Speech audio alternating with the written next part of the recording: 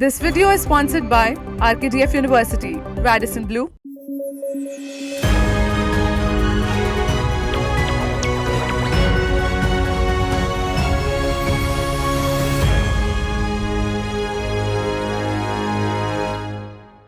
Good morning, I'm Tushya Agarwal and you're watching News Flash. Today is the 13th of August and we have a lineup of crucial stories touching every corner of the globe, from the latest developments in politics to groundbreaking advancements in technology.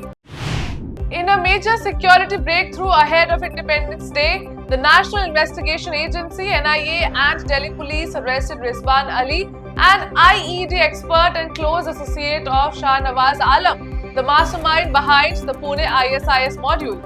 Both were involved in a global ISIS conspiracy, according to top intelligence sources. Weeks after a widely criticized election, Venezuelan leader Nicolas Maduro has initiated Operation Knock Knock, a door-to-door crackdown targeting critics and dissenters.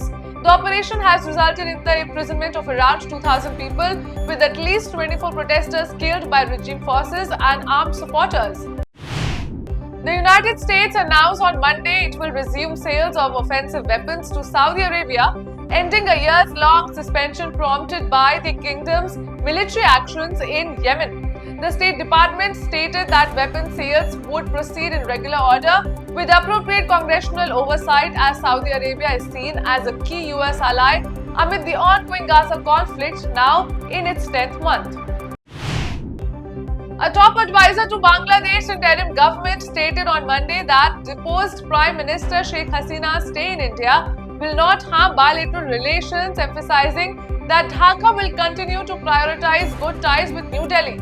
Foreign Affairs advisor Mohammad Tauhid Hussain made these remarks when asked about potential impacts on India-Bangladesh relations if Hasina's stay in India is extended, according to the United News of Bangladesh.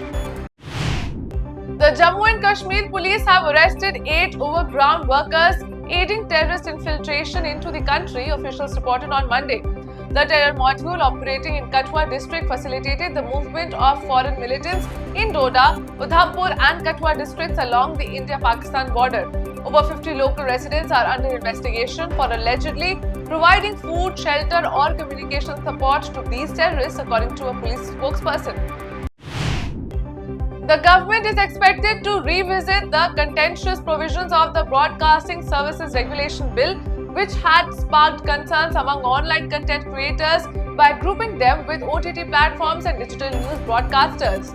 Initially released for consultation in November, a revised draft has been circulated among select stakeholders for further feedback. India is set to celebrate its 78th Independence Day on August 15, 2024. Prime Minister Narendra Modi will address the nation for the 11th consecutive time from the iconic Red Fort, becoming the first PM after Pandit Nehru to do so. The celebrations in New Delhi will feature around 4,000 special guests. Bangladesh interim government advisor Mohammad Yunus will meet Hindu Bengali leaders on Tuesday as the government pledges to punish those responsible for recent attacks on minority places of worship.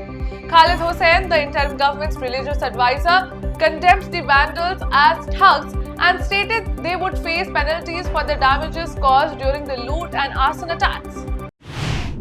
The aviation industry is grappling with a growing threat from GPS spoofing incidents where false GPS signals are broadcast to deceive aircraft. These cyber attacks have surged by 400% in recent years, especially near conflict zones, according to Aviation Advisory Group (OPS Group). It is time for a break now. We'll be back with more news. Stay tuned. इस तरह RKDF विश्वविद्यालय राज्य और देश के आधुनिक और उच्च विश्वविद्यालयों में से एक है।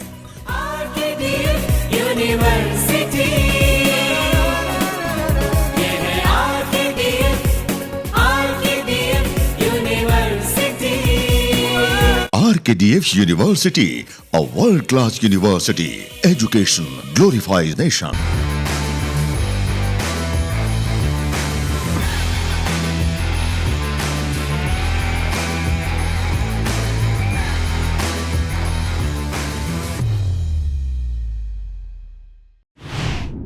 Minority Affairs Minister Kiren Rijiju criticized a campaign aimed at portraying minorities as unsafe in India, accusing certain parties and organizations of defaming the nation through international media.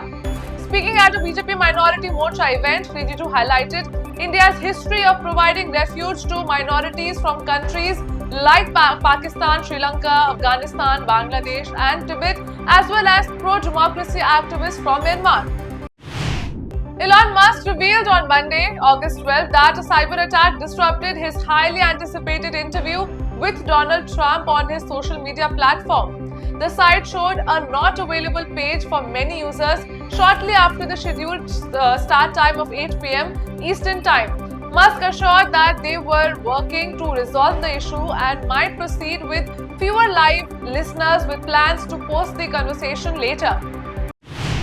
Ukraine's top military commander General Oleksandr Syrskyi announced a major territorial gain in Russia's Kursk region, stating that Ukrainian forces now control 1,000 square kilometers of the area. A video of his statement was shared on Ukrainian President Vladimir Zelensky's Telegram channel. Ahead of ceasefire talks in the Gaza Strip and the release of hostages, Hamas killed one hostage on Monday. During their attack on October 7, 2023, Hamas abducted around 250 Israelis and other nationals, taking them to Gaza. While around 100 were released during a brief truce last year, and 4 were rescued by Israelis, approximately 100 hostages are still believed to be held in captivity in Gaza. As an attack from Iran and its allies looms, Israel has finalized plans for a multi-front war.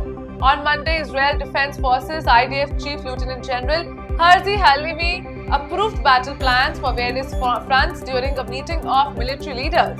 The preparations come ahead of the expected Iranian offensive, which could begin as early as today midnight.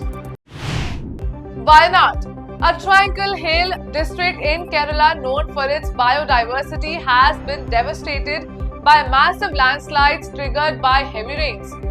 Although the National Disaster Management Authority warned of rain between 64 mm and 204 mm, some areas experienced up to 570 mm of rainfall in just 2 days, far exceeding predictions by the India Meteorological Department.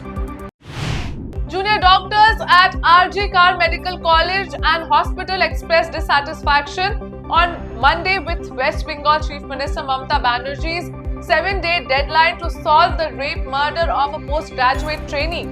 They asserted that their strike would continue until their demands are met. Banerjee had stated earlier that the case would be transferred to the CBI if the police failed to solve it by Sunday. The Jammu and Kashmir police arrested 8 overground workers on Monday for their role in facilitating the infiltration of foreign militants into India. The terror module operating in Kathua district was involved in aiding terrorist movements in the upper reaches of Doda, Udhampur and Kathua districts along the India-Pakistan border. That's all for the headlines of the day. For more updates, download the app and keep watching Rhythm.